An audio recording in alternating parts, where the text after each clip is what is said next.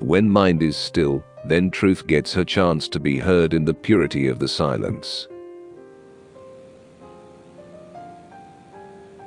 Our actual enemy is not any force exterior to ourselves, but our own crying weaknesses, our cowardice, our selfishness, our hypocrisy, our purblind sentimentalism. Perfect health, sincerity, honesty, straightforwardness, courage, disinterestedness, unselfishness, patience, endurance, perseverance, peace, calm, self-control, are all things that are taught infinitely better by example than by beautiful speeches. The first principle of true teaching is that nothing can be taught.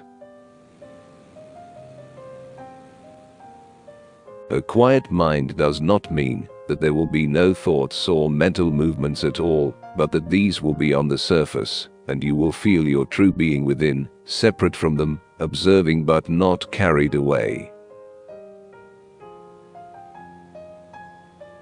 In order to see, you have to stop being in the middle of the picture. The whole world yearns after freedom, yet each creature is in love with his chains. This is the first paradox and inextricable knot of our nature. When reason died, then wisdom was born. True knowledge is not attained by thinking. It is what you are. It is what you become.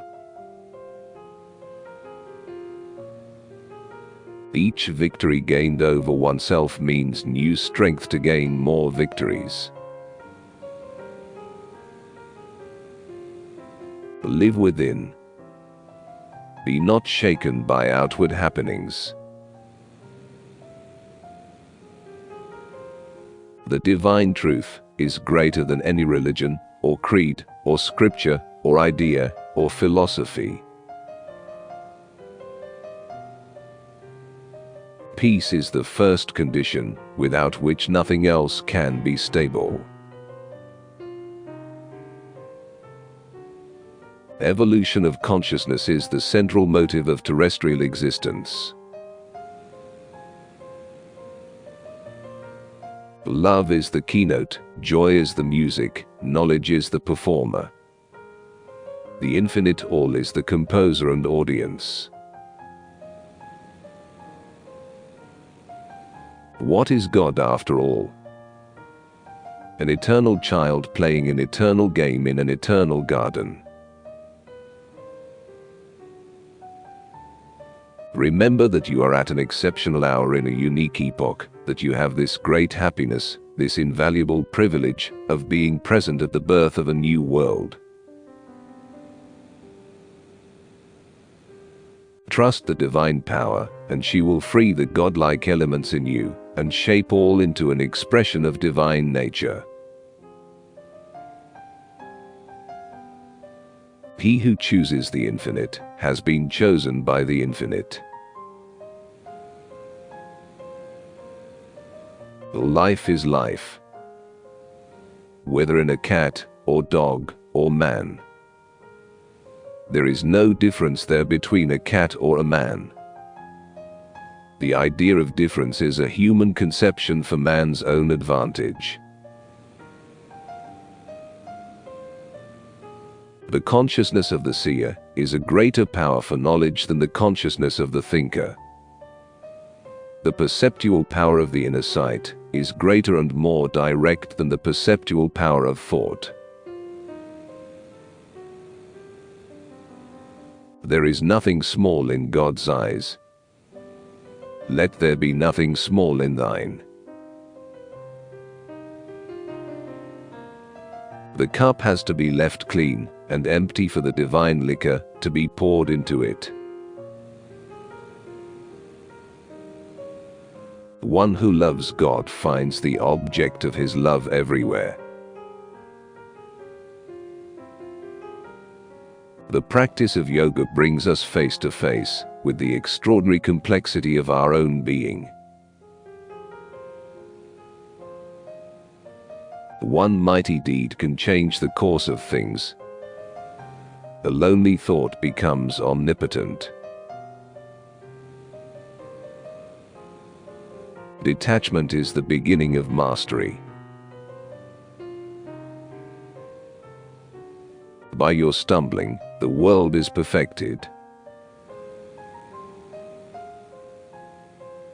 Our human knowledge is a candle, burnt on a dim altar, to a sun vast truth.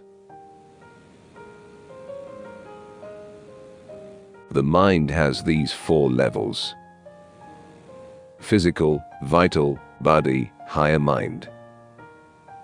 The supermind is far above these. If a religion is not universal, it cannot be eternal. A narrow religion, a sectarian religion, an exclusive religion can live only for a limited time and a limited purpose. Impossibility is only a sum of greater unrealized possibles. It veils an advanced stage and a yet unaccomplished journey. The supreme state of human love is the unity of one soul in two bodies. The existence of poverty is the proof of an unjust and ill-organized society, and our public charities are but the first tardy awakening in the conscience of a robber. What the soul sees and has experienced, that it knows. The rest is appearance, prejudice and opinion. Yoga is a generic name for any discipline by which one attempts to pass out of the limits of one's ordinary mental consciousness into a greater spiritual consciousness. To doubt the experience is to discourage it. Let it be developed, see what is in it. When we have passed beyond knowings, then we shall have knowledge. To hope for a true change of human life, without a change of human nature, is an irrational and unspiritual proposition. Sit in meditation, but do not think. Look only at your mind. You will see thoughts coming into it. Before they can enter, throw these away from your mind, till your mind is capable of entire silence. All existence is a manifestation of God. The only work that spiritually purifies us is that which is done without personal motives. Arise, transcend thyself. Thou art man, and the whole nature of man is to become more than himself. Watch the two indignantly righteous. Before long you will find them committing or condoning the very offense which they have so fiercely censured. Be conscious first of thyself within, then think and act. All living thought is a world in preparation. All real act is a thought manifested. The material world exists because an idea began to play in divine self-consciousness. Turn all things to honey. This is the law of divine living. The spiritual path is one of falling on your face, getting up, brushing yourself off, turning and looking sheepishly at God, and then taking the next step. There is nothing mind can do that cannot be better done in the mind's immobility and thought-free stillness. When mind is still, then truth gets her chance to be heard in the purity of the silence. The fly that touches honey cannot use its wings. So too the soul that clings to spiritual sweetness ruins its freedom and hinders contemplation. Sin and virtue are a game of resistance we play with God in His efforts to draw us towards perfection. As in all infant sciences, the universal habit of the human mind to take a partial or local truth, generalize it unduly, and try to explain a whole field of nature in its narrow terms runs riot here. Moreover, the exaggeration of the importance of suppressed sexual complexes is a dangerous falsehood. A great thing would be done if all these God visions could embrace and cast themselves into each other. But intellectual dogma and cult egoism stand in the way. To listen to some devout people, one would imagine that God never laughs. All thoughts, desires, conventions, attachments which come from outside must be ruthlessly pushed away. Outside and above the mind, there is the play of a consciousness which is lighted by the higher truth, but man is not conscious of it, and of that he has to be conscious. Suffering makes us capable of the full force of the Master of Delight. It makes us capable also to bear the utter play of the Master of Power. Pain is the key that opens the gates of strength.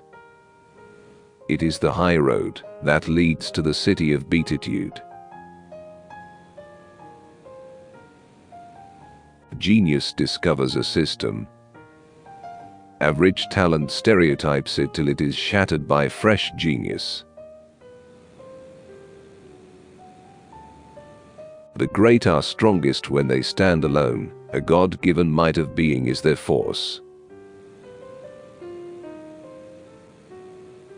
Care not for time and success. Act out thy part, whether it be to fail or to prosper. A thought is an arrow shot at the truth. It can hit a point, but not cover the whole target. But the archer is too well satisfied with his success to ask anything farther.